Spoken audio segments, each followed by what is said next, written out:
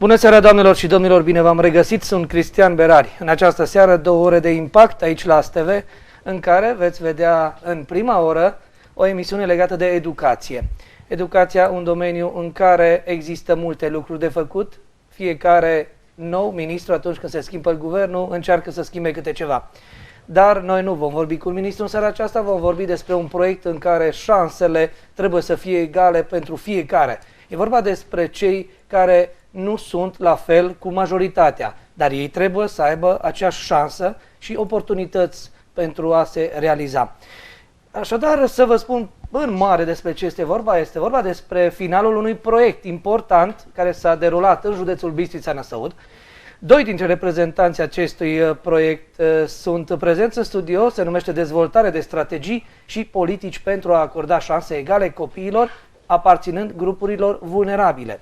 În ce constă proiectul, care sunt grupurile vulnerabile și mai ales cu ce rezultate s-a încheiat el în județul nostru, vom afla de la invitații mei. Cum vă spuneam, e vorba de psihologul Ana Dragu, președintele Asociației Autism Europa Bistrița. Să rămână, bună seara, bine ați venit! Bună seara, bine v-am găsit! Și de asemenea, coordonatorul proiectului, profesorul Ioan Ioja, inspector proiecte educaționale europene din cadrul Inspectoratului Școlar Județean. Bine ați venit, bine ați revenit în studioul nostru, bună seara! Bună seara, bine v-am găsit!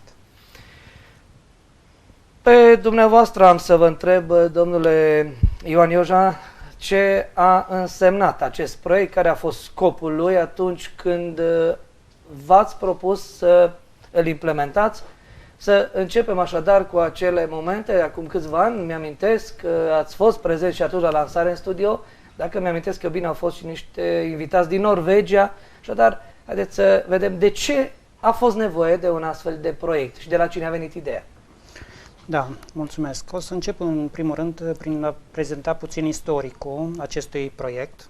Proiectul a fost scris de către Inspectoratul Școlar la inițiativa colaboratorilor noștri și în special a Asociației Autism Europa Bistrița în aprilie 2014.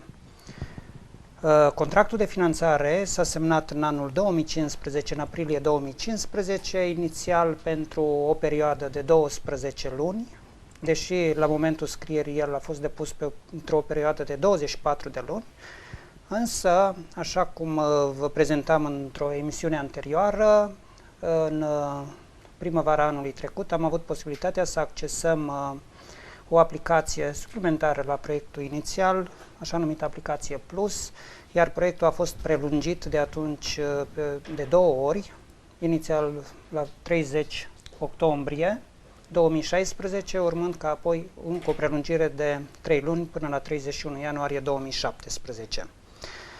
Scopul proiectului a fost, în primul rând, integrarea copiilor preșcolarilor și a copiilor cu cerințe educative speciale în învățământul de masă. Este scopul principal al proiectului, să nu vorbim la trecut, pentru că încă suntem în proiect și ne dorim să rămânem în acest proiect și mai departe. Deci integrarea copiilor cu nevoi speciale în societate.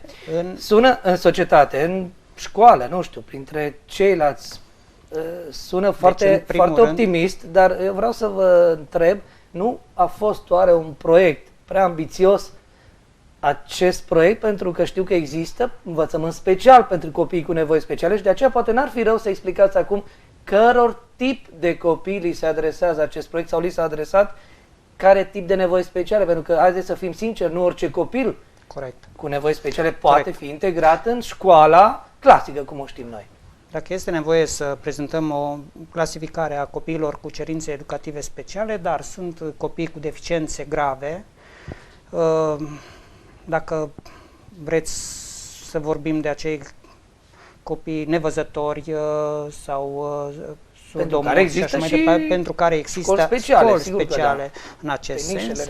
Există copii cu dificultăți de învățare care sunt de asemenea copii cu cerințe educative speciale și am putea merge până la o clasificare, dacă vreți, până la anumite șanse din punct de vedere social la un moment dat.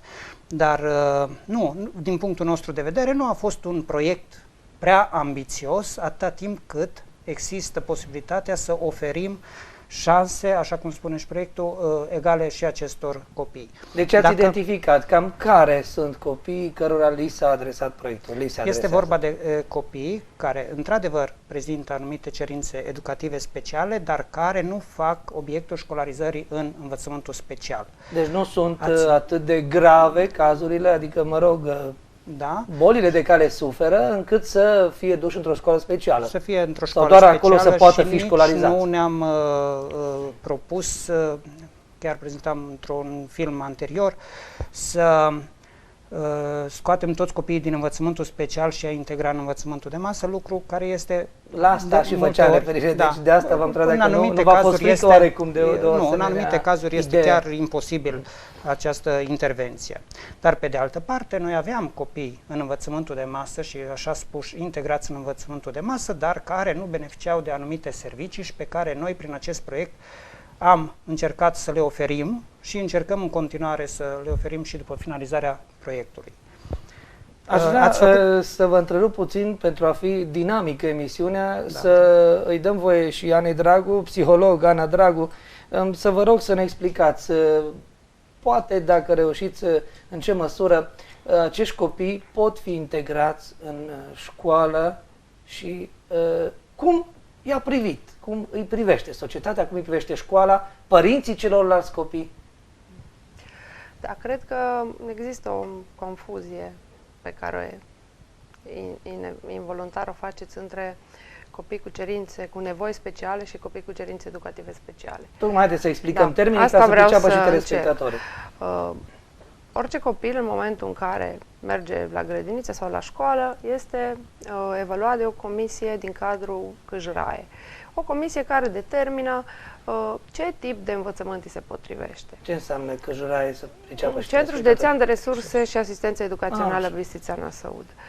Comisia respectivă de orientare școlară decide dacă copiii merg în învățământul de masă, dacă merg în învățământul special sau dacă merg în învățământul de masă cu cerințe educative speciale. Asta nu se întâmplă de ieri. Acești copii există de foarte mult timp. Legislația obligă învățământul de masă să se primească, adică nu se pune problema nici chiar în cazul copiilor cu deficiență severă să nu fie primiți în învățământul de masă. Conform legii, un copil nu poate fi orientat spre învățământul special decât cu acceptul părintelui.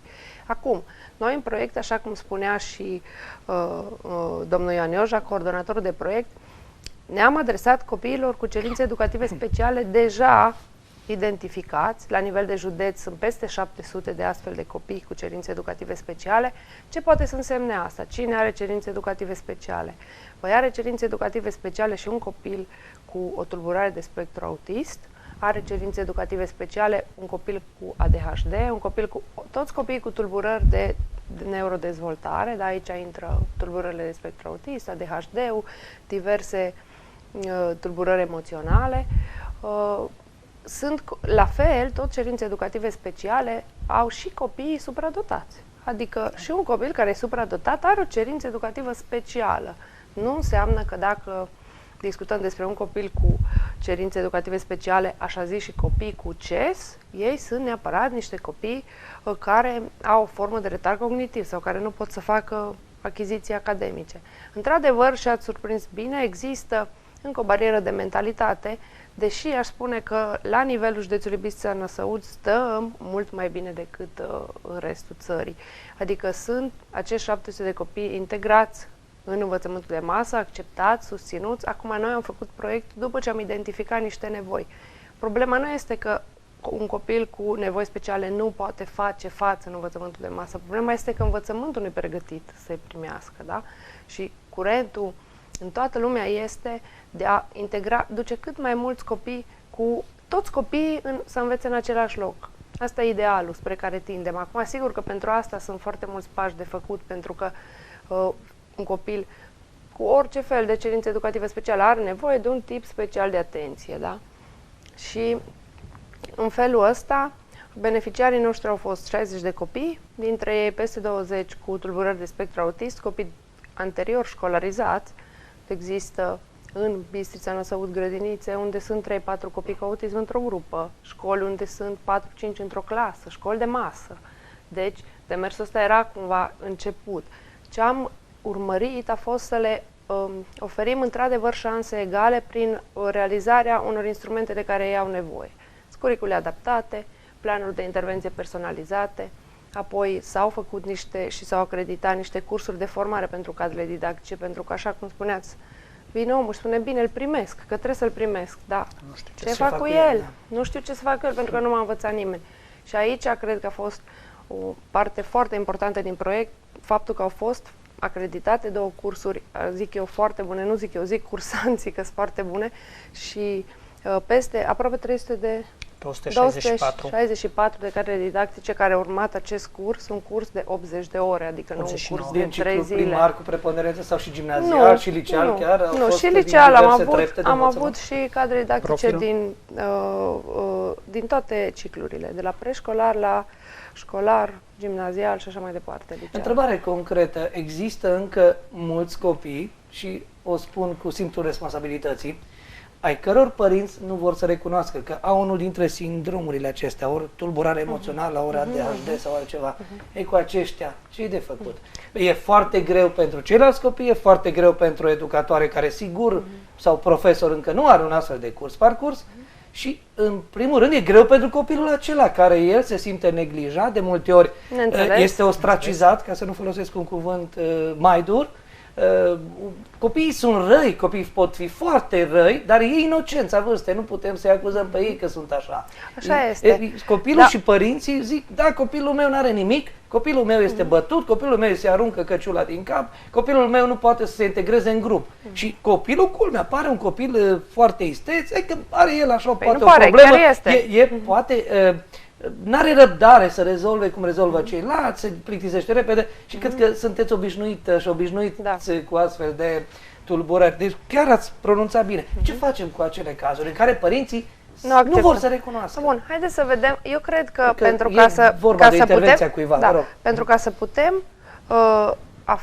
să găsim o soluție la situație, da? Ok, avem și există într-adevăr o serie de părinți care au dificultăți în a accepta un eventual diagnostic. Asta e o etapă firească pentru orice om care are un copil și care e pus în fața unei astfel de situații. Mie nu mi se poate întâmpla.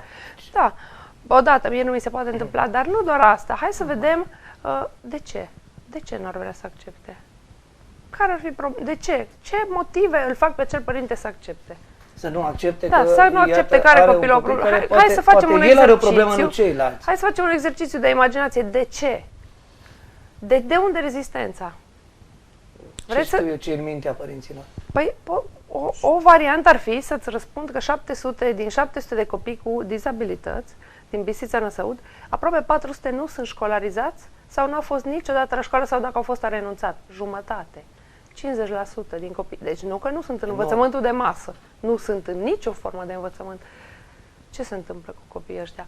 Problema, din punctul meu de vedere, vine pe fondul unei intoleranțe la nivel social, adică și a stigmatului asociat. Să spui cuiva, copilul, vezi, când ți se spune copilul tău nu se dezvoltă din punct de vedere psihic cum ar trebui, tu cunoscând pe deplin cum percepe societatea, cum se raportează societatea la un copil cu o dizabilitate, evident că vei rămâne în faza aia de negare foarte mult timp, pentru că nu... Să facem încă un exercițiu. Dacă dumneavoastră sunteți părinte, primiți de la medic un diagnostic, vă zice, uitați, copilul dumneavoastră are autism, da? Mergeți la școală, la birou, nu știu care, o să primească sprijinul X, o să primească consiliere, o să primească terapie de recuperare, dumneavoastră o să intrați într-un program de consiliere, noi suntem cu toți aici să vă susținem, să vă învățăm cum să educați copilul corespunzător, v-ați întâlni, mă rog, cu vecinii și vecinii ar ceva, cu mare drag vă ajutăm când aveți nevoie de ceva, e o situație. Înțelegeți? Ați primit susținere din partea tuturor. N-ați avea niciun motiv să vă blocați într-o fază de negare. Dar în momentul în care ție ți se spune de la medic, ok, copilul tău are, să zicem, ADHD, că mi-ați dat exemplu unui copil cu deficit atențional, așa pare, da, cu un ADHD, și vi se spune, nu, copilul tău e handicapat, te rog, asta este, are ADHD, du-l la școala specială sau fă altul. Și se întâmplă asta în viața de zi cu zi. Tu știi că ceilalți copii o să râdă, profesorii o să încerce să le elimine din clasă. Sigur că nu vrei să colaborezi. Da? Pentru că avem oricum situația asta că ceea ce nu văd, ceea ce nu accept, nu e adevărat. Și acolo Da, și aici are responsabilitatea doar profesorul. Deci profesorul nu are responsabilitatea doar în timpul profesorul. orelor, părintele nu poate interveni. Sigur că nu. Nu are doar profesorul, dar ce vreau să spun e că situațiile astea ar înceta să existe în momentul în care să ai o problemă de dezvoltare, un copil cu o problemă de dezvoltare, o tulburare de dezvoltare, nu ar mai fi, în loc, ai primit susținere din mediul social. Am înțeles, nu zic, și ar fi extraordinar. pentru că în momentul, numai atunci, altfel nu putem rezolva problema mai devreme. Ce se poate face? Sigur, cadrele didactice pot să încerce să convingă. Într-adevăr, e foarte dificil pentru cadrele didactice. Pe de altă parte, în momentul în care te faci profesor, nu-ți garantează nimeni că o să ai numai un anumit tip de copii cărora să le predai. Clar, și asta ține și de pedagogie și de vocație. ambiție cu care deci eu văd, putem vedea, nu văd niciun părinte într-o țară civilizație să aibă probleme de acceptare a diagnosticului. Bine, în afară de etapa normală, deci există o fază de problemă negare. atunci, din moment ce nu acceptă. Înseamnă că au și ei o problemă. Nu, asta vă spun, că ei, în alte părți unde primesc sprijinul necesar, rezistența la diagnostic e mult mai scăzută. Adică acolo nu au Dar probleme, recunoașteți pentru că că la noi există astfel de cazuri din partea unor părinți. Există, sigur, dar motivul, explicația e Nu foarte... ne le explicăm încă. Tocmai am explicat. Da, eu încă nu mi le explic, nu știu. Sunt părinți pe care nu reușesc să înțeleg de ce n-ar accepta, pentru că spre binele copilului toți ar interveni, l-ar ajuta. E adevărat, se întâmplă așa? Am mai spus o dată cifrele. 400 din 700 de copii cu dizabilități nu sunt nicio formă de școlarizare. Cine i-a ajutat pe cei 400? Cine sunt cei toți care i-ar ajuta? Nu i-a ajutat absolut nimeni. Nu, dar chiar dacă știu și vecinii știu și toată lumea știe, deci ei se descurcă cum pot părinții. Da, asta este. Deci asta e realitatea crudă, de fapt. Asta este. Da, aș vrea totuși să revenim acum. Deci am stabilit cam care a fost grupul țintă. Și haideți să arătăm și imaginea. Astăzi a avut o conferință de încheiere a proiectului, da? Da. Deși spuneați că încă suntem în proiect. Suntem în proiect până haideți ziua de mâine. Și imagini. Până mâine, până 31 ianuarie, deci este ultima zi din proiect.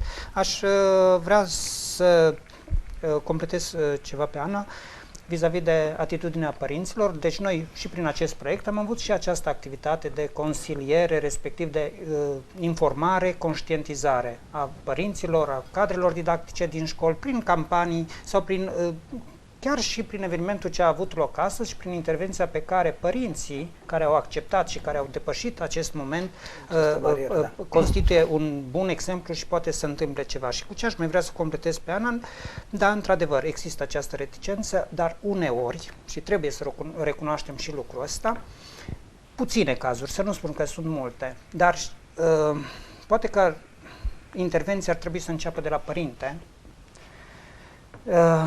și la nivelul de educație și ca să putem să creăm pârghii să ajungem în orice colț din județul nostru, nu numai cum am ajuns acum prin colegii noștri profesori, prin directori de școli, am ajuns în toate școlile din județ, însă prin proiect noi am intervenit în 4 comunități mari, cele 4 orașe din județ, Bistrița, Beclean, Năsăud, Sânt George, Băi și 4 comune mari, Teaca, Lechința, Prundul Bărgăului, respectiv Nimigea de Jos.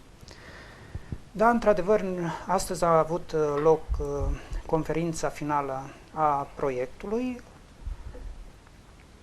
la care au participat mai întâi partenerii din proiect, cu ocazia asta o să-i și amintesc, partenerii în proiectul nostru ca promotor de proiect Inspectoratul Școlar Județean Bistrița Năsăud, Asociația Autism Europa Bistrița, reprezentată de Ana Dragu și ceilalți colegi care au participat, Consiliul Județean Bistrița Năsăud, Casa Corpului Didactic a Județului Bistrița Năsăud, Școala Gimnazială numărul 4 și așa cum dumneavoastră ați amintit la început, am fost și în studioul dumneavoastră în septembrie 2015, cred, da? Cu partenerii noștri norvegieni. Deci pe parcursul derulării. Da. O fundație din Oslo, Norvegia. Radarvai. Oslo, Norvegia. Perioada a fost o perioadă lungă. Intervențiile au fost de natură diferită de la acea activitate de evaluare și terapie pe care a amintit-o Ana adineauri, și prin care a spus că 60 de copii au beneficiat de aceste servicii. Când am mai fost la dumneavoastră în emisiune, spuneam de această activitate de evaluare, că este o activitate mai complexă și care durează, care se desfășoară pe o perioadă mai mare de timp. Această activitate, și aș vrea pe Ana să completeze, pentru că a fost direct implicată, a fost o activitate pe care a coordonat-o personal, activitatea de evaluare și de intervenție asupra copiilor. Deci evaluarea copiilor, practic. Da.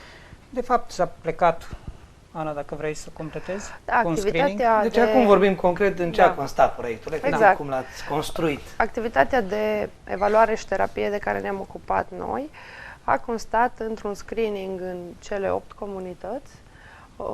Deci 4 orașe, 4 comune, am înțeles, da? Da. Am mers practic în toate școlile și s-a făcut un screening inițial pentru a depista copii, odată copiii cu cerințe educative speciale care aveau deja certificat de cerințe educative speciale și apoi copii nedepistați înainte. Din screening-ul respectiv am avut vreo 150 de copii inițial, din care, în urma unor interviuri structurate și evaluări psihologice mai complexe, au fost selectați chiar cei mai vulnerabili. Bineînțeles, ideal ar fi fost să putem să-i luăm pe toți, însă, ca orice proiect, și acest proiect avea rigorile unui grup țintă. Și atunci, cei 60 de copii au beneficiat săptămânal de ședințe de terapie gratuită. Unde se țineau aceste în ședințe? cadrul centrului, la Bistrița? la Bistrița, unde s-a înființat un centru educațional pentru copii cu autism și alte cerințe educative speciale, în cadrul școlii generale numărul 4. Centrul a fost dotat după toate standardele europene, aș spune eu, și astfel încât să permită utilizarea unor metode educaționale despre care s-a dovedit științific că sunt eficiente. Nu s-a lucrat după ureche. Copiii au fost împărțiți în 10 grupuri de câte 5. 6. De câte 6 copii și s-a lucrat simultan cu câte 2 grupe fiind 2 săli acolo. Câte persoane ați lucrat? Au fost 4 experți care au lucrat și eu am coordonat activitatea. Chiar astăzi la conferință spunea o mămică, l-a anunțat pe copil că uite, asta e ultima ședință, ultima dată când merge acolo, și a început să plângă. Și ea și copilul. A început să-i placă. Da. Păi, pentru că le-a plăcut tuturor foarte mult și asta ne-a bucurat. Participau și părinții la aceste ședințe sau nu întotdeauna? Nu. Părinții au avut periodic sesiuni de informare și de consiliere, dar n-au participat direct la activitățile educaționale. În schimb, ei au fost implicați într-o activitate derulată peste vară, la școala de vară, unde fiecare copil a beneficiat de o săptămână de activități specifice, dar pe timpul verii. Ceea ce vedem acum probabil sunt imagini de acolo, da? Da. Da, sunt chiar imagini de la școala de vară. Vă spuneam la un moment dat că noi am prelungit proiectul și a prins și perioada de vară, vacanța de vară. Ori în acea perioadă trebuia să găsim altceva pentru copii, să se simtă și ei în vacanță, să nu-i ducem în școală, să nu-i ducem în activitatea de terapie și pe o activitate, știu eu, destul de antrenantă, ne puneam problema ce o să facem, cum o să putem să acoperim cu acești copii, astfel încât să organizăm acele activități în care să nu fim nevoiți să-i spunem nu e voie, nu poți să faci asta, ca să-i putem atrage. Cred că cel mai greu este unui copil de genul acesta să-i spui nu e voie să faci. Cred că el nu înțelege de ce nu e voie și atunci trebuie să vii cu tactici, cu diplomație. Și asta, dat fiind faptul că perioada de vară era și luna de concedii și pentru părinți și pentru profesori și am constituit grupe mai mari, grupe de 15 copii la care au rămas și au lucrat colegii noștri de la o altă activitate, activitatea de adaptare curicule și planuri de intervenție personalizată, la care s-au adăugat 2 colege psihologi de la Câjăraie, Centrul Județean de Resurse și Asistență Educațională, dar și mai îmbucurător ce a fost pentru noi a fost faptul că părinții și elevi, respectiv studenți, au venit alături de noi într-o activitate de voluntariat. Vedeți imagini din timpul acelor activități școala de vară derulată tot în centru de la școala gimnazială numărul 4, dar cu materiale educaționale și achiziționate prin proiect, chiar dacă s-au desfășurat și în curtea școlii, și în sala de sport, și în săli de clasă, și în sala festivă. Și dacă Ana a amintit astăzi de declarația mamei care a plâns copilul că ar fi ultima oră în centru de terapie, îmi amintesc de o situație dintr-o zi de vineri, când s-a terminat școala de vară, când chiar o mamă a venit la noi și ne-a spus: este prima dată când copilul vine acasă de la școală și îmi spune ce a făcut la școală. Deci a început Și să comunice copilul, cu alte da, cuvinte. să spună și să descrie acasă în lux de amănunte ceea ce a făcut. Colegul nostru de la consilier școlar ce lucrează la Beclean i-a inițiat în sporturi mai puțin obișnuite, nu numai fotbal, nu numai în sala de sport, le-a plăcut foarte tare. Părinții și elevii noștri voluntari care au participat și astăzi la conferință, am ținut să invităm astăzi la conferință pentru că ne bazăm foarte tare, așa cum unul dintre ei a declarat, pe acțiunile și pe acțiunile de informare dintre ei. Aș vrea să luăm o mică pauză, să-mi permiteți să le transmit telespectatorilor că pot interveni în direct, pentru că acest subiect eu îl consider unul deosebit de important. Cred că doar părinții unor astfel de copii știu cât de grea este viața și ce grea poate fi viața și totuși ei cred că sunt printre cei mai optimiști părinți și depășesc cu brio greutatea pe care o au. Așadar, dacă cumva cineva dorește să să întrebe cum pot apela, care sunt, iată, rezultatele acestui proiect și ce înseamnă, cum pot să iasă, ne spunea, iată, Ana Dragu, sunt părinți, sunt peste 400 de copii care nu au fost și nu sunt școlarizați, ceea ce e dramatic la noi în județ.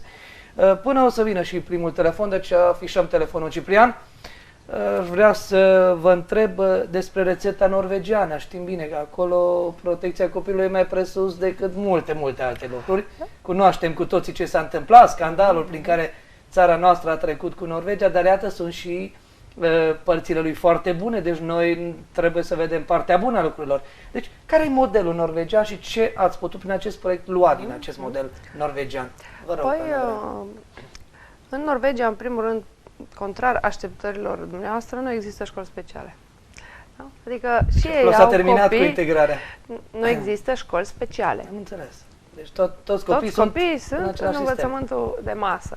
Există mici excepții și sunt inițiative private, practic, care reușesc să ofere eventual ceva peste ce poate să ofere învățământul norvegian, ceea ce e foarte dificil. Politica lor este ca fiecare copil să fie integrat în școala cea mai apropiată de casă. Da? Adică dacă are, să dăm un exemplu, ar fi de la noi din Ciosa, da? În vârful muntelui, unde în satul respectiv se naște un copil cu o dizabilitate severă. Nu are nicio relevanță. Autoritățile locale sunt obligate să le integreze în școala cea mai apropiată de domiciliu și asta înseamnă inclusiv că trimit specialiști în școala respectivă să formeze pe toată lumea.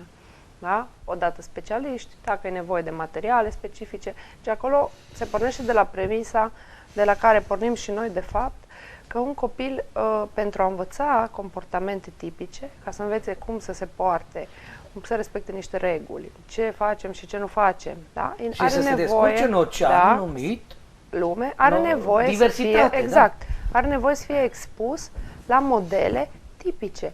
Nu poți să ceri unui copil cu, nu știu, autism de pildă, să tindă să aibă comportamente din sfera normalității dacă tu le expui pe el numai la alte comportamente atipice, la alți copii cu alte comportamente diferite. El va crede că asta e normalitatea și atunci niciodată nu se va integra. Exact, niciodată nu se va putea, nu va ști cam cum trebuie să mă port. Da? Și pornind de la ideea asta, se consideră că e foarte important să existe o expunere crescută la normalitate, pentru că în felul ăsta ei învață.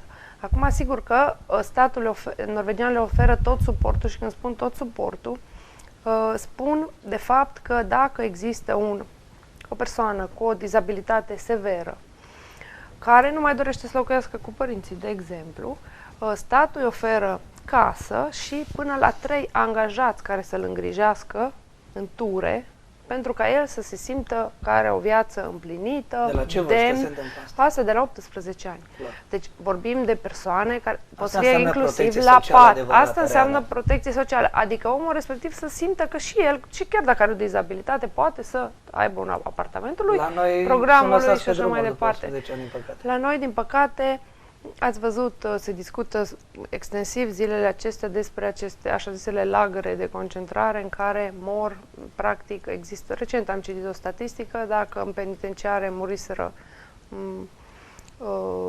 Da, o cifră, dar în nu era atât de rândul mare cât persoanelor din cu spitalele, de centrele astea de recuperare neuropsihice, copii și adulți, nu, cifra era de vreo 15 ori mai mare.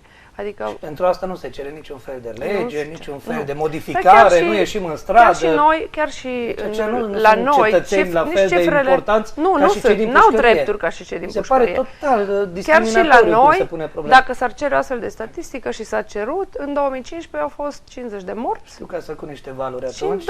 anul ăsta, până în septembrie, erau 20, dar încă sunt jurnaliști care au cerut datele și nu li s-au pus încă la dispoziție.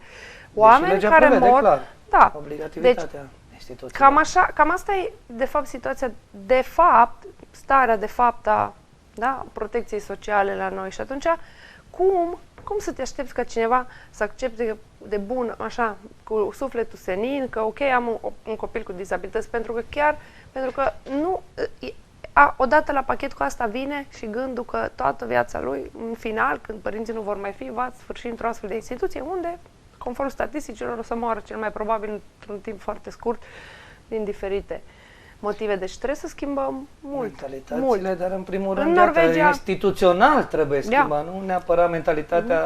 Ministerul Muncii se ocupă de noastră, integrarea a celor în simpli. muncă. Fiecare persoană cu dizabilități are consiliere, coaching pentru a fi angajată, oferă centre Respiro pentru părinți, practic, dacă tu ai un copil, să zicem, un adult cu dizabilități și vrei să faci un master și trebuie să mergi 6 luni în altă localitate la studii, ți-l ține într-un astfel de centru Respiro și oferă absolut tot ce are nevoie. Am văzut, La să nu vă noi- uitați ideea, o știre foarte interesantă cu un grup de tineri adolescenți cu sindrom Down, care, nu știu, au făcut un cerc de jurnalism, ei Da, sunt da, și da. reporteri, Da, da, au la făcut Cluj, la valuri, TVR au făcut Cluj. valuri, au făcut valuri în Occident. Deci, da, în România se poate așa ceva. Da. Și îți creștea sufletul când vedeai, da, se poate. Sigur, pentru Câte că talente dintre astea nu mai avea, iată, și printre cei 400 care acum săracii stau acasă și ei cu Dar vă dați părinții. seama ce înseamnă Traumă de ambele să părți. fii părinte și să nu poți să te internezi în spital pentru o operație urgentă pentru că n-ai cu cine să lași copilul. Asta se întâmplă în fiecare zi în România și în fiecare zi la noi în județ. Poate că are comportamentul atât de sever încât nimeni nu vrea să stea cu el și poți să plătești pe cineva că nu știe cum să se ocupe de el. Deci asta e diferența dintre noi, dintre societăți. Deci am început și ați început să ne povestiți care sunt modelele din Norvegia. Deci din Modelul start ne-a înseamnă spus că acolo că se nu există susține învățământ special. Se oferă astfel de susținere copii. totală în speranța că acești copii și tineri vor deveni cât mai independenți posibil. Și cei care nu pot să devină cât mai independenți posibil, pentru că sunt și astfel de cazuri care nu se recuperează, au o dizabilitate atât de severă, ei sunt îngrijiți în condițiile cele mai bune și demne pentru tot timpul vieții. Am înțeles, dar Pentru care că- e sfatul specialiștilor norvegieni care au participat în acest proiect pentru momentul în care se află acum copiii din România? Care noi, e clar, îi spune, ajungeți și voi ca noi, dar până atunci, care sunt pașii imediați pe care trebuie să-i facem? Deci haideți să vorbim, că trece repede emisiunea, și de modul în care pot fi rezolvate problemele, de soluții pe care să le fi identificat dumneavoastră sau membrii proiectului. Aici poate interveni și domnul Ioja, vă rog. Da.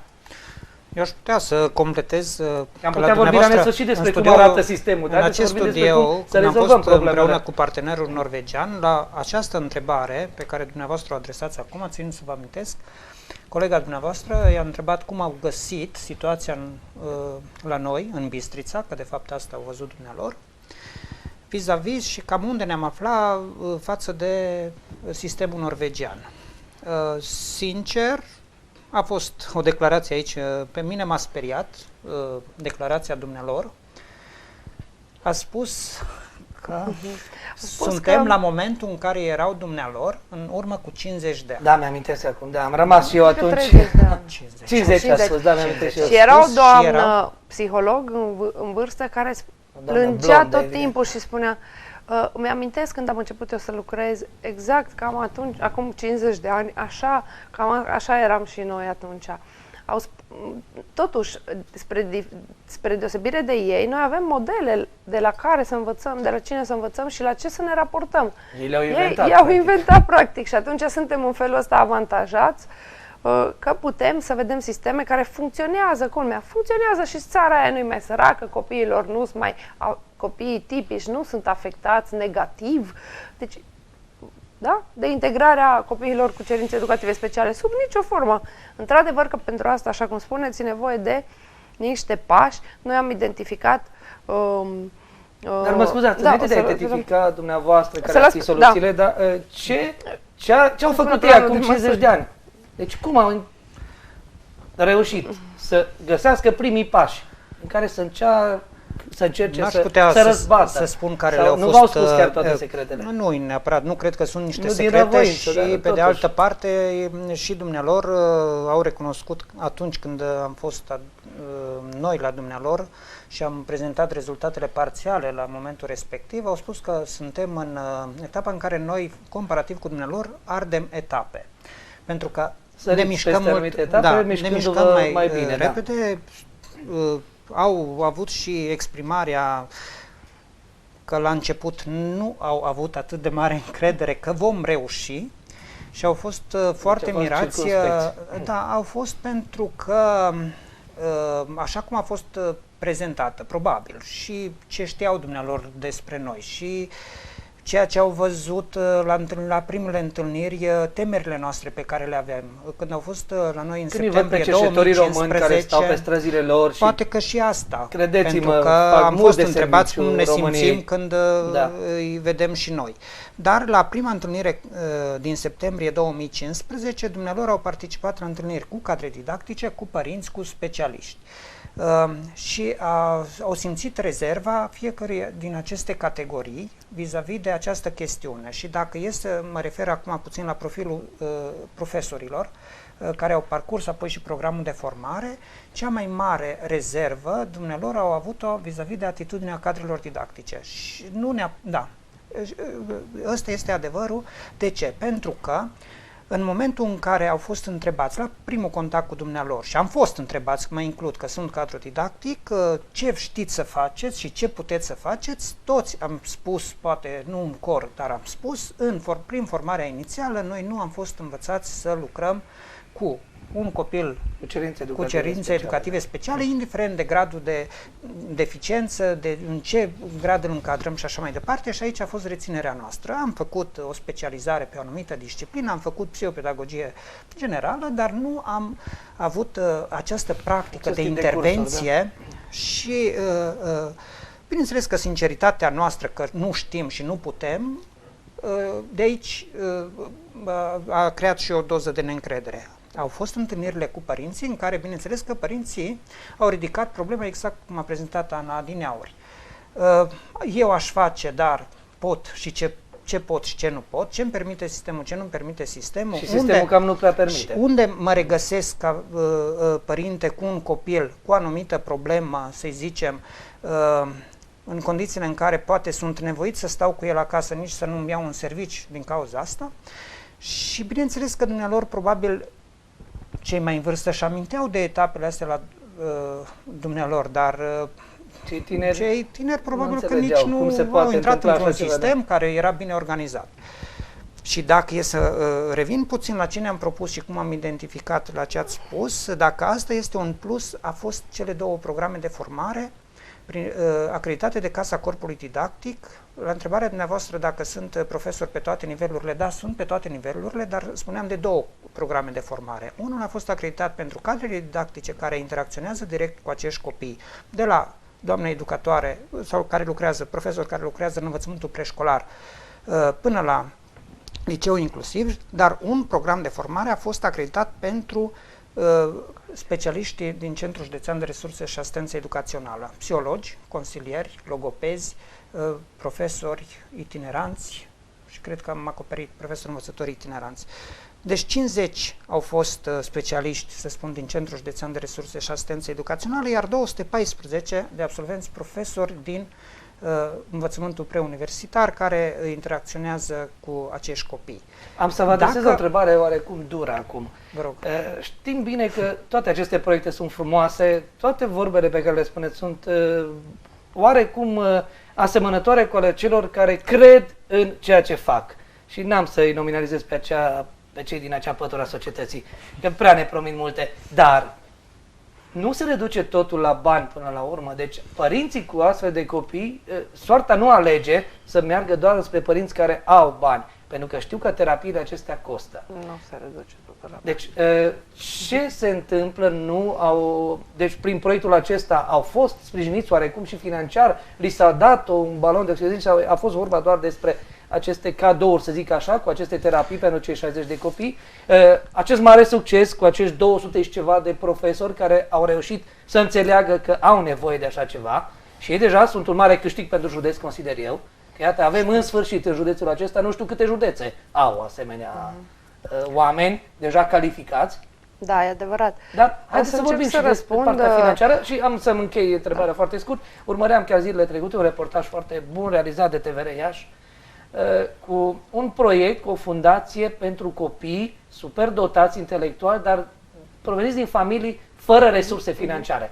Ei erau preluați din clasa 1, din clasa a 2 și duși până în clasa a 12 cu bani atrași doar de acea fundație. Evident, au reușit să atragă marele concern Terapia Iași și încă vreo câteva firme care asigurau. Dar curios cum oamenii de afaceri au percutat la această idee. Și arăta 7 copii care absolviseră proiectul mergea de vreo 7-8 ani. Da, foarte frumos. E un exemplu unic copii. În țară și trebuie, chiar mă gândeam și la noi în județ. E un exemplu foarte bun, dar 7 copii din cât? Nu, ei 7 au acceptat să vorbească, au fost mult mai mulți în proiect. Nu se reduce. Altceva, iată, un alt tip de discriminare. Ai talent, ești bun, dar te pierzi. Da, e adevărat și sunt foarte multe cazuri de acest fel, dar nu se reduce totul deloc la bani. Într-adevăr, totul se reduce la oameni până la urmă, nu la bani și la lipsa oamenilor. Și la lipsa informației, probabil, și a părinților și a cadrelor didactice. Da, nu? odată lipsa de informare și apoi, foarte important, există legislație suportivă în România care susține integrarea copiilor cu cerințe educative speciale, însă nu se aplică o mare parte din legile respective. Există alt pachet legislativ care e disfuncțional și care poate suporta amendamente, poate suporta îmbunătățiri. Asta e unul dintre rezultatele proiectului care n-a fost prevăzut inițial, este acela că am identificat de fapt mecanismele disfuncționale din frânele incluziunii. Vă dau câteva exemple. Chiar vreau 2-3 exemple să înțeleagă telespectatorii. În primul rând, cadrele didactice care integrează copii cu cerințe educative speciale nu au absolut niciun spor. Da? Niciun spor salarial, deși sunt, v-am spus, cadre didactice care au 5 copii cu cerințe educative speciale. Pot să fie 5 copii autiști și 2 cu retard. Și iau în clase normale. Dacă, spre deosebire de colegilor din învățământul special, care au clase tot de 5 copii, numai de 5, și ăștia din învățământul de masă au clase de 30, 29-30. Da. Deci noi dorim să propunem ca și aceste cadre didactice care integrează copii să aibă niște sporuri la salarii, chiar dacă sunt mizere, dar să fie recunoscut. Exact. Astfel de cerințe Asta ar fi una dintre problemele pe care asta doar prin lege bănuiesc. Da, prin lege și noi de asta, domnul parlamentar, am și luat legătura și astăzi, în cadrul conferinței, am avut reprezentanți de la USR, niște consilieri parlamentari de la USR, da, și de la PSD și cam atâta. În rest, liniște, nu ne-au onorat cu prezența, dar noi vom iniția o petiție pentru a face modificările astea. Un alt aspect disfuncțional este că avem copii cu cerințe educative speciale, de bine de rău se fac curicule adaptate și planuri de intervenție personalizate, deci poți să ai copilul, învață după curicul adaptată până în clasa 8-a. E bine, în clasa 8-a, la testările naționale, sunt puși să dea examenele la fel cu Identice cu ale olimpicelor până la urmă, nu? Da? Deci, o altă discriminare crasă. O altă formă de prostie, incompetență. De incompetență și de prostie, pentru că muncești 8 ani după o anumită curriculă adaptată, să zicem, și toate carele didactice trag de copilul ăla să facă progrese. Asta exact seamănă cu step by step-ul, care până în clasa 4 funcționează, din clasa 5 nu mai avem step by step. Da, cam și acolo o altă formă. O problemă. Mulți părinți se plâng de treaba. O altă problemă care creează, de fapt, toate problemele privind integrarea vin de la lipsa de personal. Nu știu, în mod normal, conform legii, copiii cu cerințe educative speciale au dreptul să aibă un facilitator, un însoțitor școlar. Da? Păi legea nu spune mai departe. Cine e facilitatorul ăla? Cine îl plătește? Cine îl formează? Și aici, da, vorbim despre bani. Dacă copilul are certificat de handicap grav, atunci primește o sumă, și aia, nu știu, 700 de lei pe lună, poate 900, e acum nu știu exact. Dar dacă nu are astfel de certificat și are cerințe educative speciale, nu primește nimic. Cine plătește facilitatorul? Și asta cerem să prevadă legea. Apoi, cum se numește proiectul acesta? Mai avem 2 minute pe care vreți să-l propuneți parlamentarilor să fie introdus ca prioritate pe ordinea de zi a parlamentarilor. Și chiar le solicit pe această cale sprijinul. Ne-am gândit să se numească inițiativa de la Bistrița, o școală pentru toți, și avem un pachet de modificări pe care le propunem, inclusiv scăderea numărului de copii alocați consilierilor școlari și logopezilor. Nu știu dacă câți dintre telespectatori sunt la curent cu faptul că în Bistrița Năsău sunt doar 11 logopezi școlari, din care 9 în Bistrița, da? Deci județul e aproape descoperit. Nu aproape, e chiar descoperit. Sau că orașul Năsăud nu are consilier psihologic. Nici, adică toți copiii din școlile respective cu probleme sau fără probleme, deci tineri care vor un sfat pentru orientare în carieră, sau alții care au problemă cu consumul de alcool, sau alții care au părinți plecați în Spania, nu au acces la serviciile astea. Sau mulți copii care sunt excluși de restul clasei. Iată, vedem pe Facebook mai noi o modă să fie bătuți, să fie traumatizați. Fenomenul de bullying care ia amploare și în România. Și acolo e nevoie de acești oameni, știți? Mai degrabă decât de bani.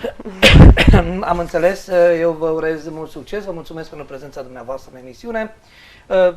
2-3 vorbe fiecare la final de proiect, domnule Ioja. Eu trebuie să mulțumesc în primul rând partenerilor noștri în proiect, părinților, colegilor, directori de școli care ne-au sprijinit în implementarea proiectului, și să mai spun că programul a fost finanțat prin programul RO10 Corai, de spațiu economic european, pe exercițiul financiar 2009-2014, că proiectul a fost recunoscut și la nivel național. Fondul Român de Dezvoltare Socială, operatorul de program la nivel național, a selectat proiectul nostru printre alte 5 proiecte pentru a-și promova exercițiul financiar pe 2014-2020. Ceea ce pe noi ne-a bucurat a fost și motivul pentru care probabil ne-a fost aprobată orice solicitare de prelungire. Deci nu doar noi am crezut în ceea ce facem, au crezut chiar și finanțatorul și operatorul de program la nivel național. Da, cu siguranță nu ne vom opri aici. Planul de sustenabilitate îl vom continua și cu alte măsuri, completând-o pe colega mea, ceea ce a spus. În centrul educațional de la Școala Gimnazială numărul 4 va continua activitatea, va avea și rol de un centru metodic pentru personalul didactic de sprijin din județ. De asemenea, activitatea de formare la Casa Corpului Didactic o să continue, programele rămânând acreditate pe încă 2 ani de acum înainte, deci colegi care mai doresc să participe la programe de formare pot să participe în continuare. Noi vă așteptăm și la știri, pentru că deja spațiul emisiunii este gata. Doamna Ana Dragu? Eu vreau doar să mulțumesc inspectoratului școlar, în primul rând, colegilor care s-au implicat în proiect, și vreau să spun că pentru mine proiectul ăsta a însemnat un exercițiu practic de colaborare. Am văzut în toate instituțiile implicate, am găsit oameni care într-adevăr vor să fie ei înșiși schimbarea.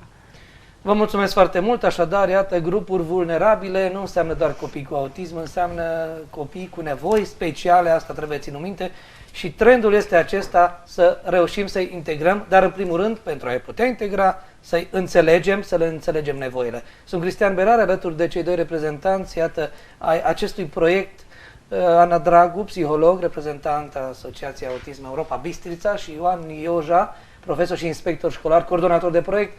Vă mulțumim pentru atenția acordată, vă urăm în continuare să aveți liniște în casă și multă speranță, mai ales dumneavoastră cei care aveți astfel de copii, iar celorlalți să înțelegeți, atât dumneavoastră adulții, cât mai ales copiii, pentru că de acolo de mici trebuie începută educația. Toate bune, urmăriți ASTV, asta e televiziunea ta.